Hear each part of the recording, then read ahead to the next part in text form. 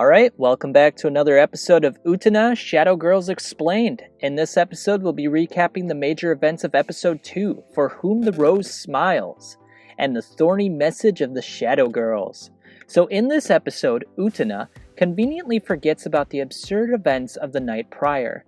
She goes back to school the next day and casually resumes her normal life, as if she will no longer be engaging in future rose battles. Do you get it? Engaging in battles? Because she's engaged to the Rose Bride? Anyway, Utena finds out she'll have a room in the East Dorm all by herself. At least, that's what she thinks, until she finds Anthe cleaning her room.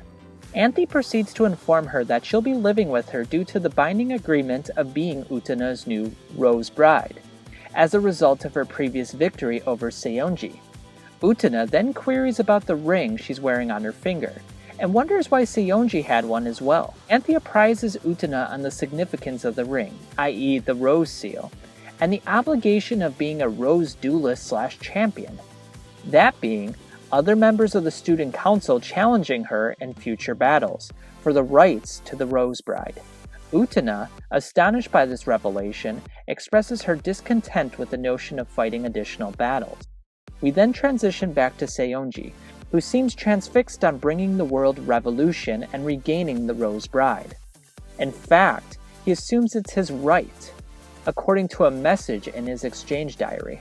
For those of you who may be unfamiliar with the concept of an exchange diary was a notebook exchanged between friends in which they wrote notes to each other. Think of it as a primitive form of text messaging.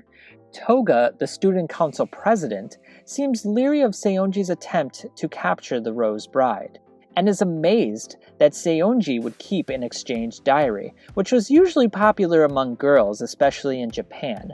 But more to the point, who is writing in Seonji's exchange diary, and for what purposes? But we'll get into that more in the later episodes. Let's get a little back on track with episode 2. Seonji, in the dead of night, confronts Anthe and is disappointed in her for not devoting herself to him. Of course, Anthe is no longer his Rose Bride, and thus has no obligation to serve him at this point in time. Visibly upset, however, Seonji spits on Anthe and slaps her across her face to keep his pimp hand strong. Utena steps in to halt the blatant abuse of Anthe, but to her surprise, he challenges her to another duel for the rights of the Rose Bride. Utena, disinterested in the notion of another senseless duel, refuses Seonji's demand. Unfortunately, however, Seonji informs her about the stringent rules of the student council, and her obligation to fight unless she wants to vanish from the campus. Use your imaginations on the word vanish. Resigned by the rules of the game that she unknowingly accepted, in episode 1, Utena agrees to Seonji's request. That being said, she is apathetic toward the notion of fighting ceaseless battles. Utena then decides that she'll throw the match, segueing to our next allegorical performance by the Shadow Girls. Do you know? Have you heard the news? There's gonna be another duel in the forest behind the school. It's time we settled this. You got me! But I'm okay. I lost intentionally. But brave hero, losing may be harder than you think. Do you know that? Do you know? It may be harder than you think. It's quite apparent that the second riddle is a notch more difficult than the first. While it starts off simple enough, with the Shadow Girls reenacting Utena's planned defeat, it becomes baffling when one of the girls proclaims, "But brave hero, losing may be harder than you think. Do you know that?" And right after she poses this question, a hand with a cactus glides across the screen. But what does it mean? Well, a cactus is a plant that is only seen in hot/dry regions, so one could associate it with warmth and heat. Also, it thrives in harsh conditions by conserving water. One could liken it to endurance.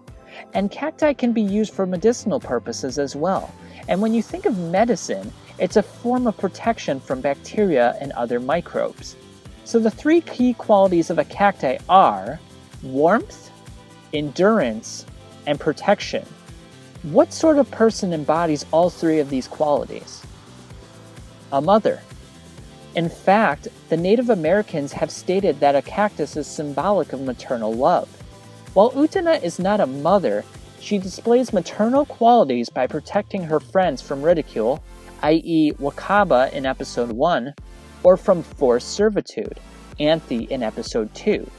And because a mother's love is unconditional, Utena feels that it is her duty to safeguard her friends.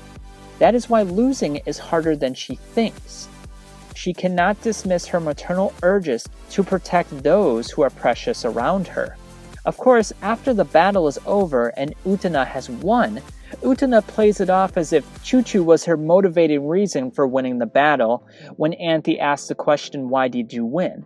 But this is merely a fabrication to avoid admitting her true intentions to Anthy. At least, this is how I saw it. And if you have any questions about my analysis of Utena in general, leave it in the comments. If you enjoyed the video, feel free to subscribe to my channel to receive some of the best analytical anime analyses on YouTube. In any case, we will move on to reviewing episode 3 on the night of the ball in our next review of the series. Until next time, catch you on the flip side.